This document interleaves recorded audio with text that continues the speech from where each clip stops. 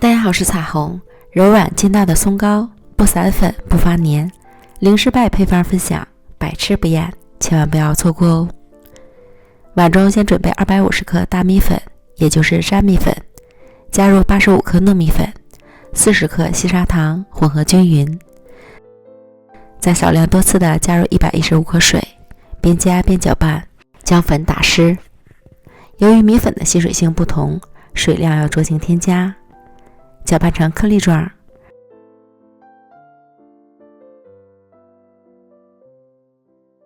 然后平均分成2份，在一份里面加入15克可可粉，你也可以放入黑芝麻粉，做成芝麻味的，混合均匀，再将颗粒搓散，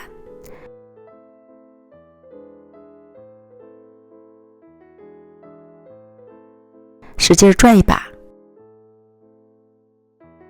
按开成块状是最佳状态，如果成散粉状就还要再加一些水。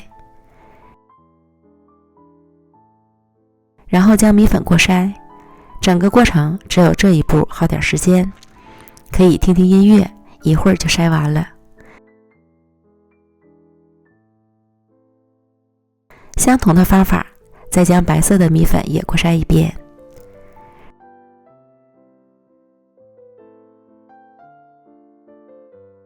然后准备蒸屉，底部铺好湿笼布，边缘也要做好防粘处理。注意蒸屉的底部一定是要透气的，这样蒸汽可以穿透膏体，才能确保成熟不散粉。千万不能用死底的模具。然后将过筛好的米粉铺到蒸屉里，先铺哪个颜色都可以。轻轻地将表面刮平即可，不要去按压。再铺上另一个颜色的膏体，同样将表面轻轻抹平即可。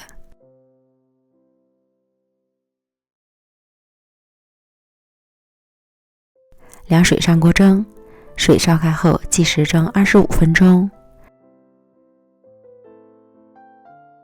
时间到了，直接开盖，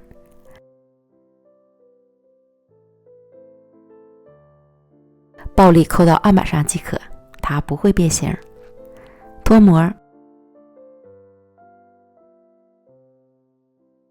放到晾架上冷却一会儿，最后切成小块就可以开吃了。这样咱们的双色米糕就做好了，松松软软的，原味和巧克力味相结合，口感醇香，糖量我减到了最低，吃起来微微甜。你还可以蘸点糖桂花来吃，口感会更加的丰富好吃。这个配方你只要每一步都照着要求做，保证不会翻车，并且百吃不厌。喜欢的朋友就赶快试试吧。美食天天更新，咱们明天见，拜拜。